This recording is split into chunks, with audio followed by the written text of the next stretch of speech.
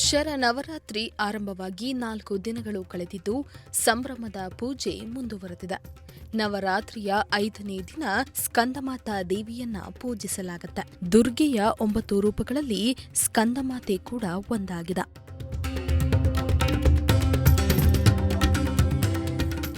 ದೇವಿಯ ಈ ರೂಪವನ್ನ ಪೂಜಿಸುವ ಮೂಲಕ ಭಕ್ತರ ಎಲ್ಲ ಆಸೆಗಳು ಈಡೇರುತ್ತವೆ. ಆದರೆ ಮೋಕ್ಷದ ಮಾರ್ಗವನ್ನ ಸಹ ಪ್ರವೇಶಿಸಬಹುದು. ದೇವಿ ತನ್ನ ಭಕ್ತರ ಮೇಲೆ ಮಕ್ಕಳಂತೆ ವಾತ್ಸಲ್ಯವನ್ನ ತೋರ್ತಾಳೆ. ದೇವಿಯನ್ನ ಪೂಜಿಸುವುದರಿಂದ ನಕಾರಾತ್ಮಕ ಶಕ್ತಿಗಳು ನಾಶವಾಗುತ್ತವೆ. ತಾಯಿಯನ್ನ ನೆನಪಿಸಿಕೊಂಡ್ರೆ ಮಾತ್ರ ಅಸಾಧ್ಯ ಕಾರ್ಯಗಳು ಸಾಧ್ಯ.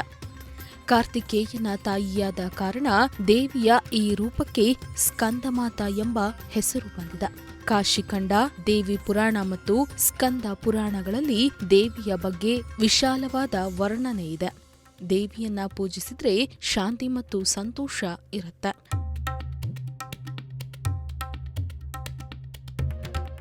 ತಾಯಿ ಸ್ಕಂದಮಾತಾ ಕಮಲದ ಆಸನದ ಮೇಲೆ ಕುಳಿತಿದ್ದಾಳೆ. ಆದ್ರಿಂದ ಅವಳನ್ನ ಪದ್ಮಾಸನ ದೇವಿ ಅಂತಲೂ ಕರೀತಾರೆ.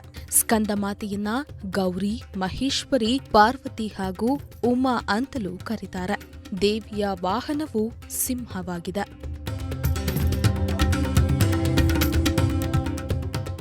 ತಾಯಿಯನ್ನ ಪೂಜಿಸಿದ್ರೆ ಮಕ್ಕಳು ಇಲ್ಲದವರಿಗೆ ಸಂತಾನ ಭಾಗ್ಯವನ್ನ ನೀಡ್ತಾಳೆ ಎಂಬ ನಂಬಿಕೆ ಇದೆ. ದೇವಿಯನ್ನ ಪಂಚಮತಿಥಿಯ ಅಧಿದೇವತೆ ಸ್ಕಂದಮಾತಾ ಅಂತಲೂ ಕರೀತಾರೆ. ದೇವಿಯನ್ನ ಪೂಜಿಸೋದ್ರಿಂದ ವ್ಯಕ್ತಿಯ ಜೀವನದಲ್ಲಿ ಧನ ಲಾಭವೂ ಇರುತ್ತೆ ಎಂಬ ನಂಬಿಕೆ ಇದೆ.